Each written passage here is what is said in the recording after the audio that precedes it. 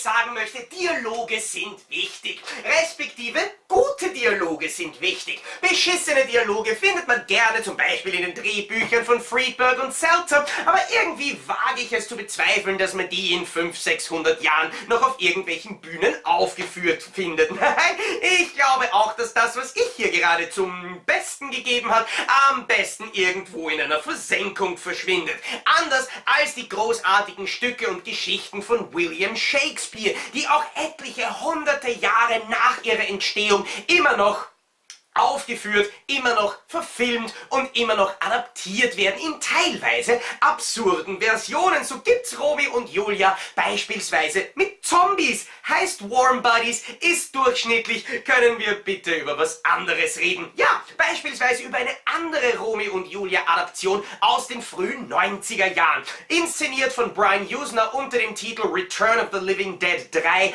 war das tatsächlich der erste Film aus dem Return of the Living Dead Franchise, den ich wirklich gesehen habe. Ein Film, der zu einem gewissen Grad in der guten alten, bisschen ranzigen Red Edition meine Liebe für das gorige Genre erweckt hat. Denn das war etwas, was der Film wirklich gut konnte. Dialoge konnte er nicht ganz so gut, seine Geschichte plausibel und sinnhaft, ohne irgendwelche Logiklücken zu erklären, das konnte er auch nicht besonders. Wer da Interesse hat, findet auf meinem Kanal von vor etlichen Jahren noch eine Version, wo ein etwas dickeres Ich mit seltsamem Bart relativ lang darüber spricht.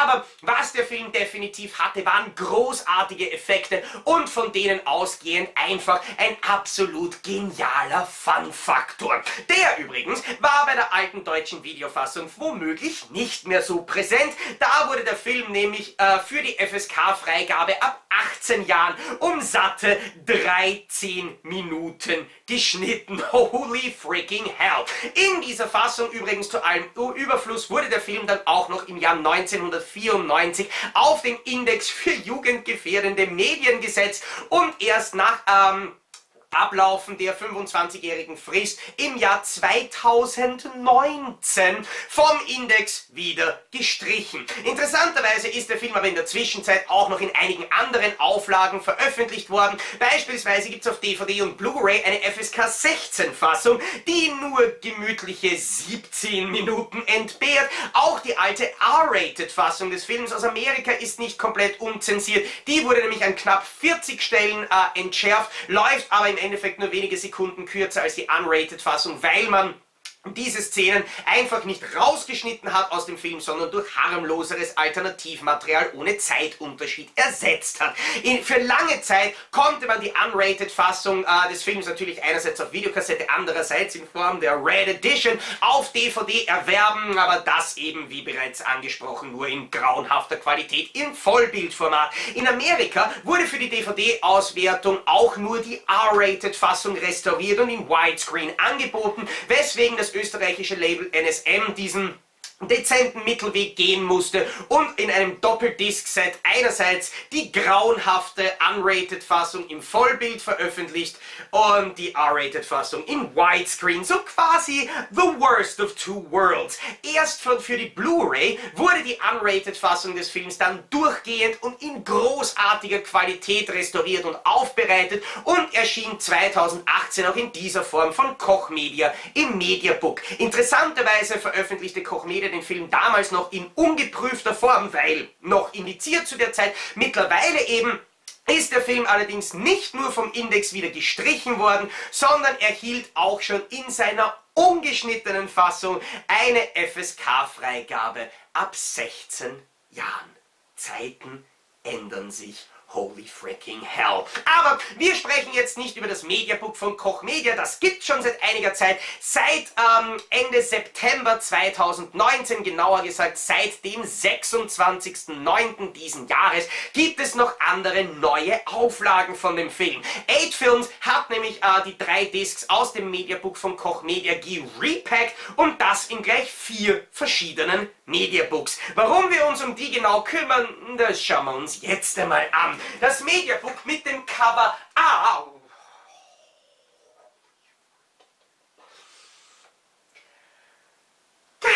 ist limitiert auf 333 Stück. Außerdem gibt es noch das Cover B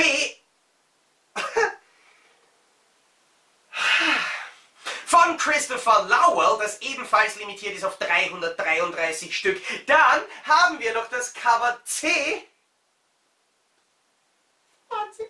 von Grimbro und das ist limitiert auf 222 Stück. Und zu guter Letzt noch das Cover D. Das lässt mich persönlich ein bisschen eher kalt, weil, wer mich kennt, weiß, auf welche Cover ich stehe, ist aber das alte deutsche Videocover von der New Vision Kassette, allerdings mit einem anderen Titelschriftzug bzw. generell wesentlich besser aufbereitet, weil einfach nicht so mit Text zugekleistert. Das Ding ist wesentlich teurer als die anderen Mediabooks, weil es limitiert ist auf nur 111 Stück.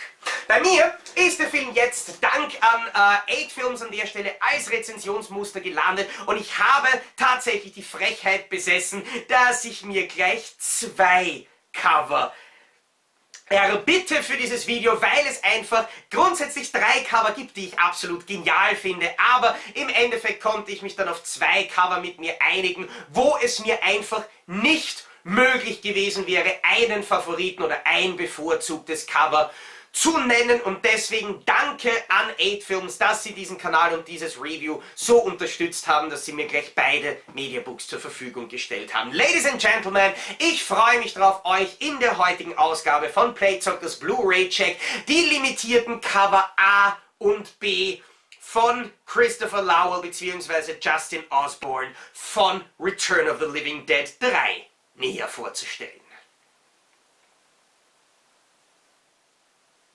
Wie bereits gestern bei meinem Review von The Orphan Killer 2 geht meine Schwierigkeit, mich bei diesem Release für ein Cover zu entscheiden, so weit, dass ich nicht einmal weiß, mit welchem ich jetzt hier im Review anfangen möchte. Und wie gestern entschließe ich mich einfach für die einfachste Version und beginne mit Cover A. Hier zu unserer Linken gezeichnet von dem absolut großartigen und unfasslich talentierten Justin Osborne, dessen Zeichnungen man beispielsweise vor allem in Amerika bzw. England gerne als Cover verwendet, wo aber zum Beispiel Koch Media auch sein Ria M Cover verwendet hat, das ebenfalls ein Wahnsinn ist. Wenn wir uns dieses Cover Artwork näher anschauen, dann sehen wir die von Melinda Clarke gespielte zombifizierte Freundin eher gegen Ende des Films, hier absolut fantastisch gezeichnet, und ich weiß ehrlich gesagt gar nicht, wie ich das beschreiben soll, wie grenzgenial diese detailverliebte Darstellung ist, wie absolut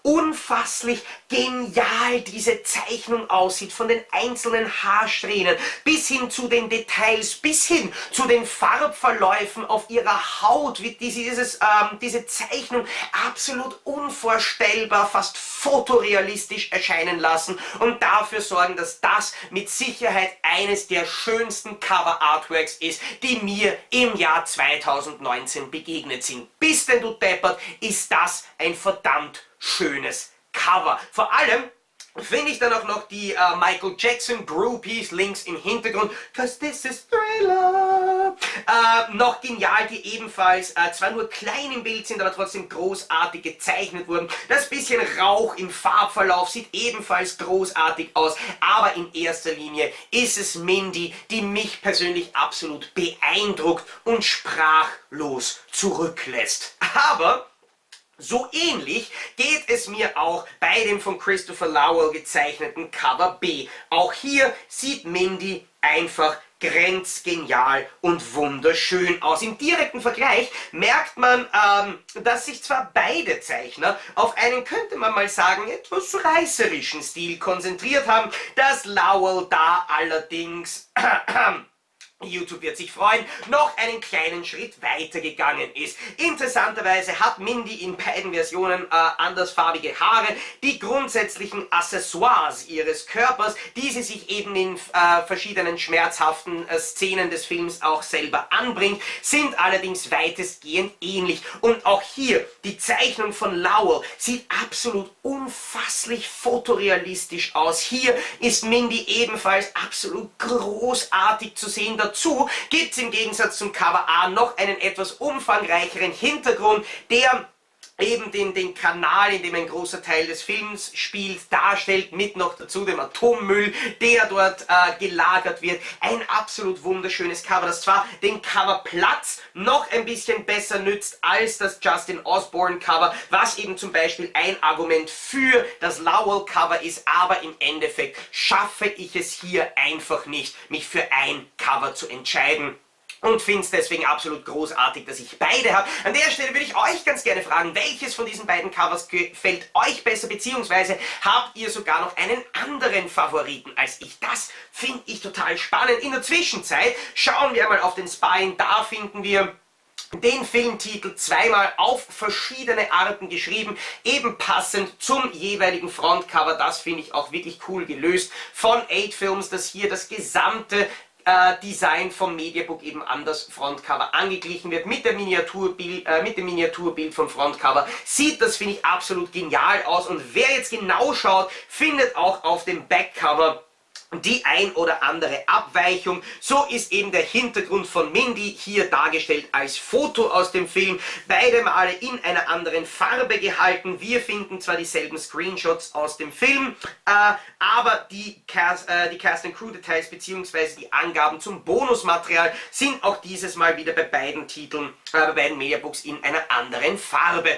Grundsätzlich kann man recht einfach sagen, das Bonusmaterial ist unfasslich. Wir finden beispielsweise alleine zum Film schon 2 Audiokommentare, einen mit Brian Usner, dem Regisseur, und einen mit der Mindy-Darstellerin Melinda Clarke und dem Special Effects Supervisor Tom Rainone. Außerdem gibt es dann noch auf einer Bonus-DVD eine Menge an verschiedenen Interview-Specials, wo eben unter anderem der Regisseur, der Drehbuchautor, Schauspieler und so weiter zu Wort kommen. Insgesamt messen diese Specials deutlich noch über 1 Stunde an Material. Liegt das ganze Bonusmaterial außerdem noch in englischer Sprache mit deutschen Untertiteln vor, aber allzu ins Detail gehen muss ich beim Bonusmaterial nicht. Diejenigen, die das alte Mediabook von Koch Media kennen, die wissen, welche Specials hier auf sie warten. Öffnen wir jetzt einmal eines der beiden Mediabooks und zum direkten Vergleich nehmen wir gleich einmal auch das zweite Mediabook zur Hand und sehen, dass beide Mediabooks innen inhaltlich absolut identisch sind und eben, wie bereits erwähnt, die DVDs und Blu-rays von Koch Media enthalten. So wurde hier auf der linken Seite die Blu-ray von Koch Media untergebracht, hier sogar noch mit dem keine Vermietung und Verkauf an Kinder und Jugendliche Schriftzug. Das war eben vor der Listenstreichung und Neuprüfung des Films. Auf der rechten Seite warten dann auf einem Tray gleich 2 Discs, eben einerseits die DVD mit dem Film, andererseits dann die DVD mit dem Bonusmaterial, und sobald wir alle 3 Discs entfernt haben, können wir mal einen Blick auf das Innenartwork des Mediabooks werfen. Da finden wir auf der linken Seite, finde ich, ein absolut cooles Bild von Mindy in Position. Auf der rechten Seite dann ebenfalls ein bisschen was Absurdes, was allerdings nicht ein durchgehendes Artwork darstellt, sondern 2 voneinander getrennte Designs, die eben vom Booklet unterbrochen wurden. Da sieht man, finde ich, einen der absolut genialsten Effektshots aus dem Film auf dem Frontcover und eben noch eine ziemlich coole Ansicht von Mindy auf dem Backcover. Finde ich eigentlich ziemlich cool gelöst, wie man das Innere von dem Mediabook hier gestaltet hat. Aber jetzt geht es noch um einen Blick in das Mediabook hinein. Da wartet diesmal ein Text von Nando Rohner, der natürlich auch in einem komplett anderen Design als noch beim Mediabook von Koch Media hier untergebracht wurde. Eben ein komplett neu gemachtes Booklet in einem Look und Design, das man von zahlreichen anderen Mediabooks auch kennt, wo ich das allerdings hier optisch durchaus ansprechend finde. Eben auch die Mischung von Texten und Bildern finde ich durchaus gelungen, auch wenn das ein oder andere Bild in Sachen Druckqualität deutlich schwächer ausfällt als der Großteil, der in absolut fantastische Qualität vorliegt, ist das, finde ich, ein durchaus gelungenes und durchaus ansprechend designtes Mediabook, das aber in erster Linie eben durch sein phänomenales und absolut fantastisches Frontcover-Artwork von sich reden macht. Wie bereits mehrmals erwähnt, handelt es sich bei dieser Veröffentlichung um ein Repack. Die Mediabooks von 8 Films enthalten 1:1 dieselben Discs, die bereits vor rund einem Jahr im Mediabook von Koch Media zu finden waren.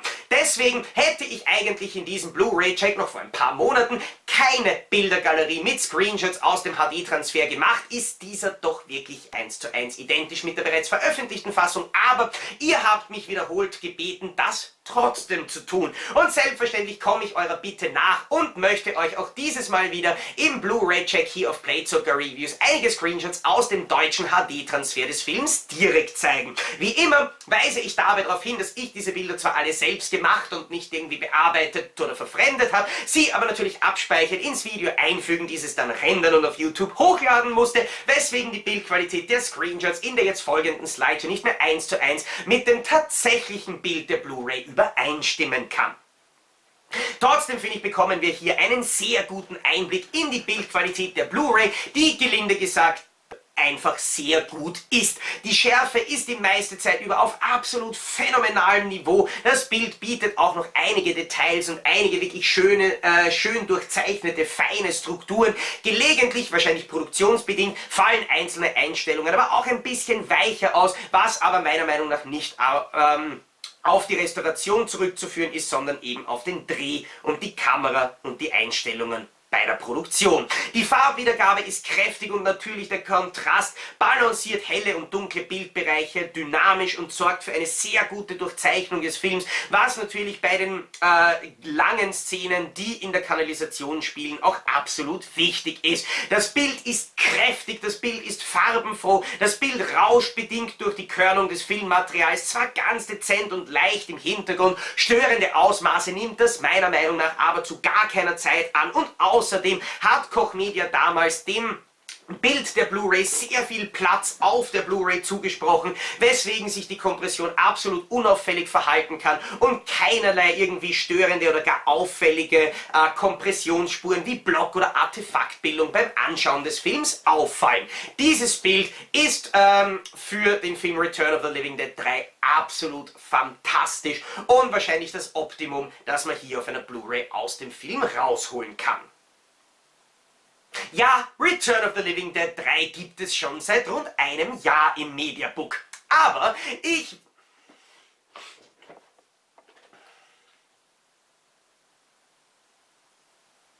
Ja, Return of the Living Dead 3 gibt es schon seit rund einem Jahr.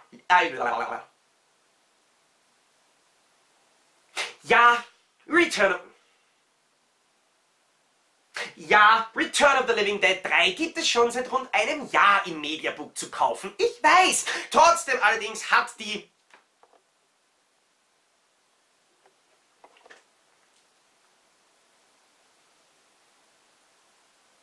Ja, ich weiß, Return of the Living Dead 3 gibt es schon seit rund einem Jahr im Mediabook zu kaufen. Und ja, ich weiß, die meisten von uns, die den Film genauso mögen wie ich, werden dieses Mediabook wahrscheinlich irgendwo im Regal schon stehen haben. Trotzdem bin ich der Meinung, dass das Mediabook von Koch Media einfach nichts ist im Vergleich zu denen, die 8 Films jetzt neu aufgelegt hat. Einerseits bin ich persönlich kein allzu großer Freund von den kleineren, dickeren Mediabooks, das ist mittlerweile bekannt, aber was 8 Films hier in Sachen Coverdesigns abgeliefert hat, das passt einfach auf keine Kuhhaut. Holy freaking hell, die Cover A und B sind mit das Schönste, das ich überhaupt in meinem Mediabook-Regal finde. Das Cover C ist ebenfalls absolut großartig gezeichnet und das Cover D finde ich für die Retroisten und Fans des VHS-Covers unter euch ebenfalls hervorragend gemacht.